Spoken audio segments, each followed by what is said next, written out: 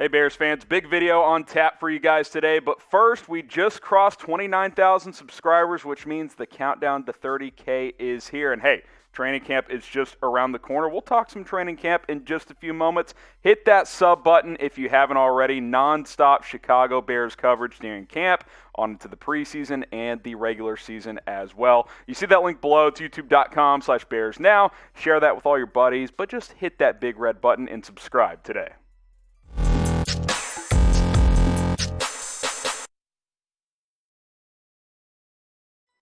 You're watching Chicago Bears Now by Chat Sports. I'm your host, Harrison Graham, and we got to kick things off starting with some training camp stuff, specifically around Eddie Goldman. Is the defensive tackle that opted out last season going to report to camp?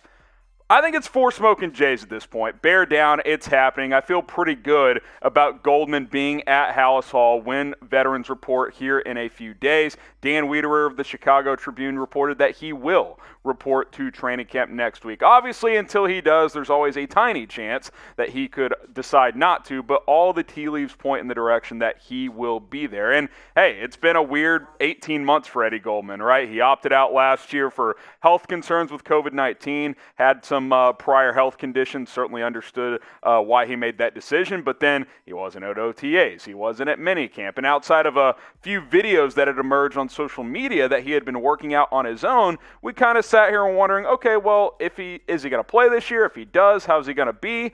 I'm very eager to see Eddie Goldman. I'm very excited to see what he looks like at training camp. From the videos we have seen, it seems like he's in good shape, but it's one thing to see a guy bench pressing 400 pounds because he's 330 pounds. It's another thing to see him running around, throw a football helmet on, and see that he has the conditioning where it needs to be for training camp. So very eager to see what he looks like here in the next week or so.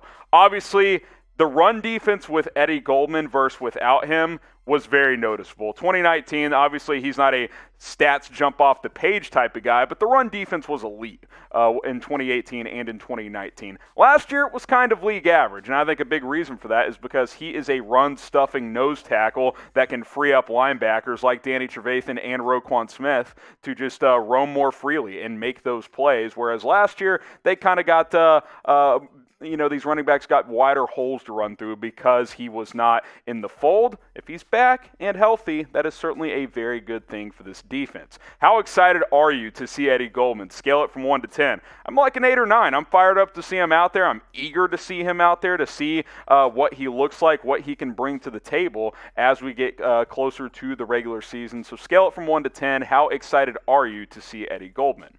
Now, we haven't showed you guys our Smokin' Jay rumor meter in a while, so just a fresh reminder, or maybe you're new to the show, here's what it looks like. 0 Smokin' Jays, it's fake news, it's not going to happen. 1 Smokin' Jay, it's barely true, it could happen, but it's still premature at this point. 2 Smokin' Jays, people are talking, it's 50-50. 3 Smokin' Jays, it's pretty likely, but it's not confirmed at this point. 4 Smokin' Jays, bear down because it is happening, and I'm comfortable putting Eddie Goldman reporting to camp at 4 Smokin' Jays at this point. Everything points to him being at Halas Hall for training camp. And if he is, I just like how this run defense sits because you have Akeem Hicks, who's a good run stopper, good pass rusher. Bilal Nichols really benefited from Goldman being out last year. He really broke out and emerged. He can play inside or out in this 3-4 scheme. You've got Mario Edwards Jr., who had a good season last year as well. You signed Mike Pennell. There's some good depth there, and if Goldman is back and playing well, that means the run defense is going to be a lot better, something we mentioned just a couple of minutes ago. The Bears defense was still good last year, but the run defense took a hit.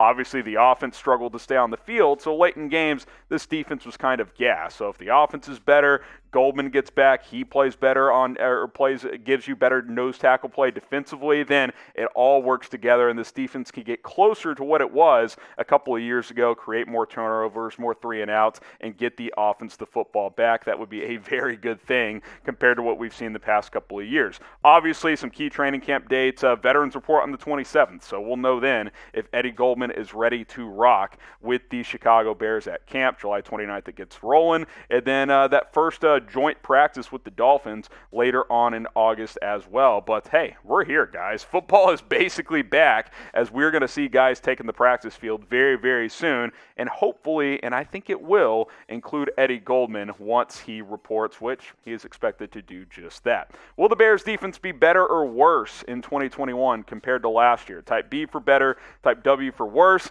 I think it'll be better. Not to say it was bad last year because it was still really good, but I do think this unit will be better in 2021. Next up on our Bears Rumors Roundup, Justin Fields, is he embracing Chicago?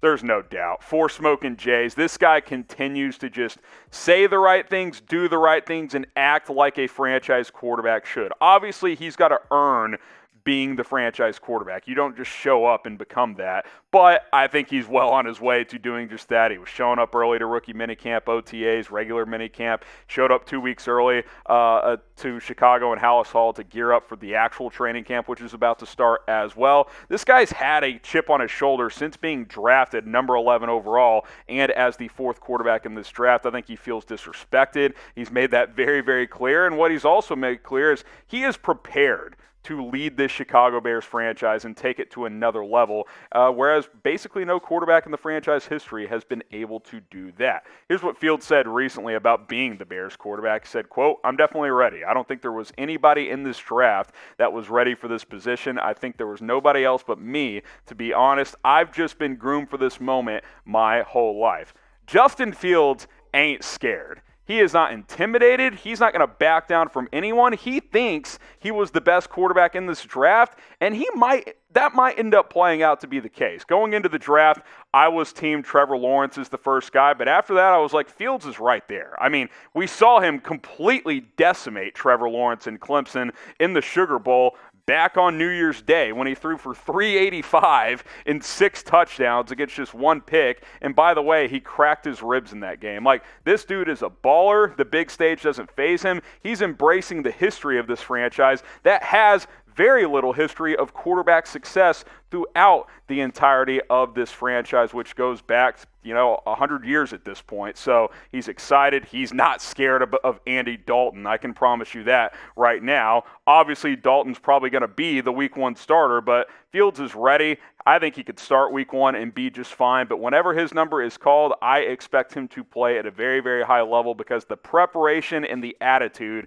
is exactly in the right place it should be. He is fully ready and embraced this moment. Should Justin Fields start Week 1? Hey, I'm just going to throw it out there. Type Y for yes, type N for no. I'm starting to think, what are the Bears waiting for? Maybe he should just start Week 1. I'm definitely down for it. Get your votes in, Y for yes or N for no. One more here before we sign off on today's show. Is offensive tackle the Bears' biggest hole on this roster? Two Smoking Jays. People are talking. It's definitely in the conversation for the biggest hole on this roster as you kind of break it down position by position. Bleacher Report threw this out there saying offensive tackle is the biggest need before the season gets going. Obviously, you drafted Tevin Jenkins out of Oklahoma State, who played primarily right tackle in college. You've got him playing left tackle here. We'll see how that plays out. Jermaine Ifedi slated to start at right tackle. Played fairly decent last year. He's never going to be that first-round pick worthy that we saw a couple of years ago when he was drafted. Never panned out in Seattle, but I thought he played okay for the Bears. Obviously, they tried to sign Morgan Moses recently, which indicates that they're at least a little concerned with what they have at tackle. Really, to me, it comes down to Tevin Jenkins' play. Does he look like a rookie who's not quite ready to be a left tackle, or can he hold it down pretty well? I certainly think there's going to be at least a little bit of a learning curve.